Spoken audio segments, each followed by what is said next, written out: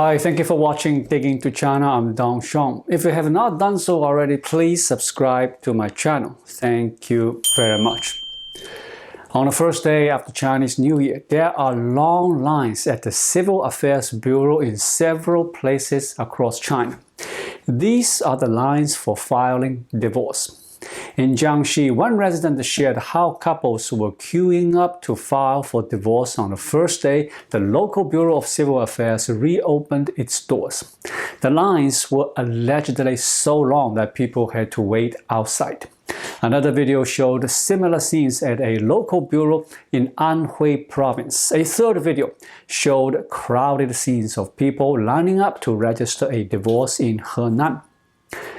Chinese media accounts such as Toutiao News, Vista, and the Phoenix News all posted about the long divorce lines on January 29th.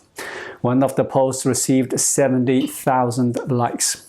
One commenter wrote, "I thought that they were lining up to get married. Then I watched the news and saw they were actually lining up to get divorced." Others wondered if the busy lines for the divorce registration office might have something to do with the COVID outbreak over the past weeks, with some couples finding out that their partner actually is not very sympathetic when they are sick. The Chinese media mentioned the ones who suffered the most in a divorce are the children.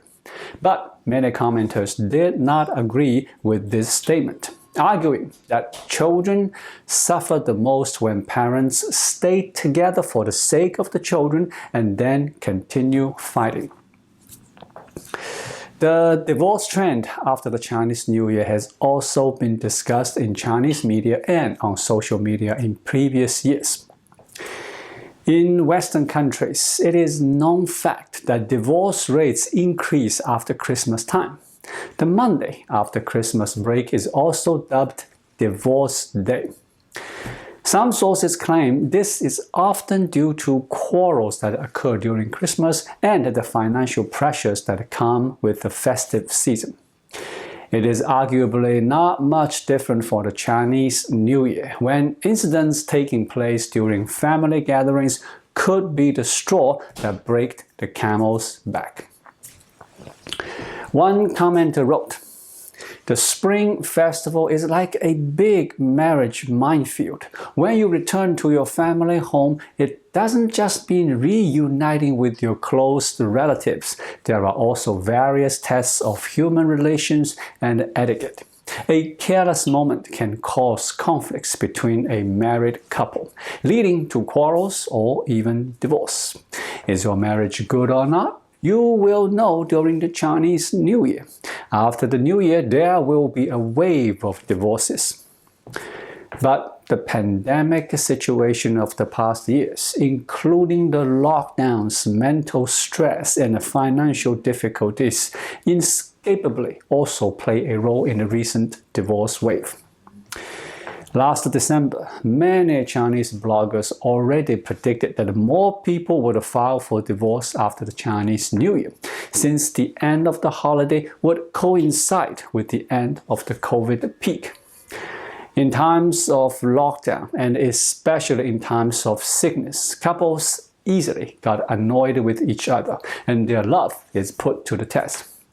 In early January, some Chinese media also reported that 3 years after the pandemic began, cities were already seeing a divorce wave. Some netizens comment that the cool-off period that was introduced to allow couples a month's time to think and revoke their divorce does not seem to have much effect. Some people sympathize with those standing in line.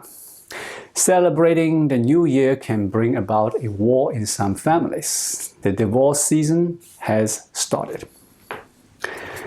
Traditional Chinese culture has long discouraged the families from airing their dirty laundry in public. There is even an idiom for it, 家丑不可外扬, or family scandals shouldn't be spread outside the home.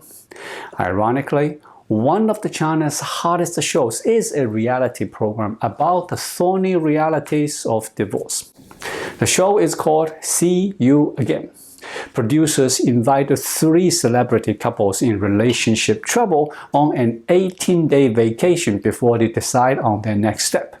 The couples are carefully selected to represent the different stages of the divorce process.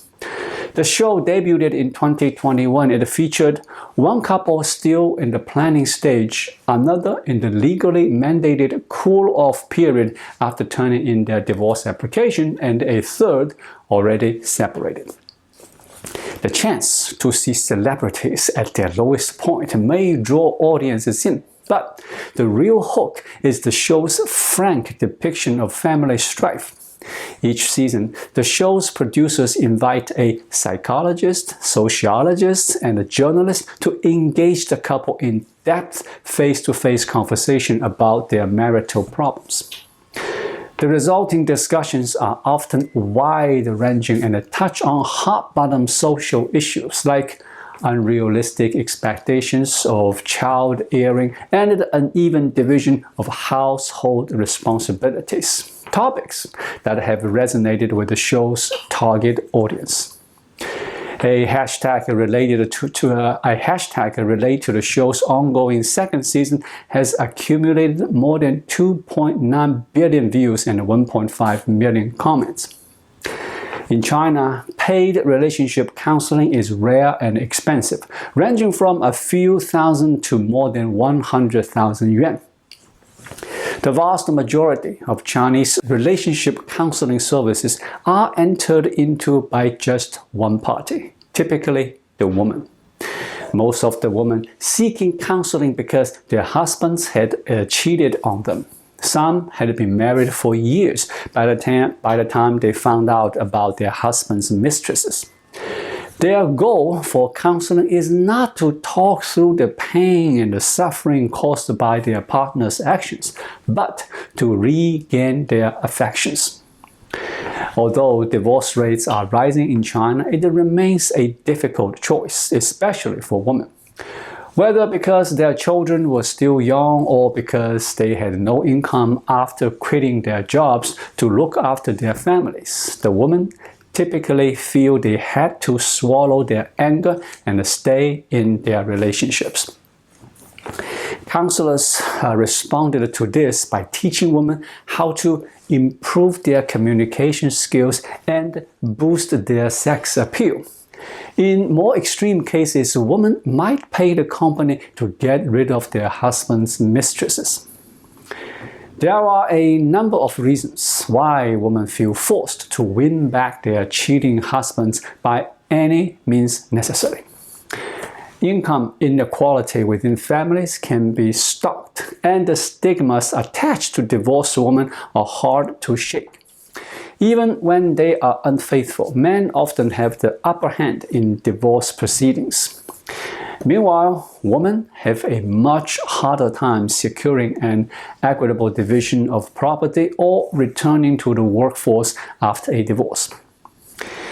Even in cases where the counselor tries to get both partners involved, reconciliation can be a challenge. To start, traditional teachings instilled in Chinese men from a young age make them reluctant to pay money to a third party to resolve what they consider private affairs. Many also believe that talking about their emotions is feminine.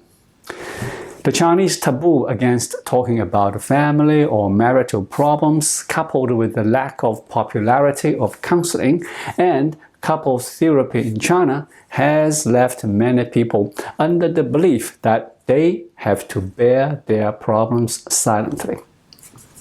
The reality show See You Again won't fix anyone's marriage, but it provides a positive example of couples expressing their emotions and talking through their problems together.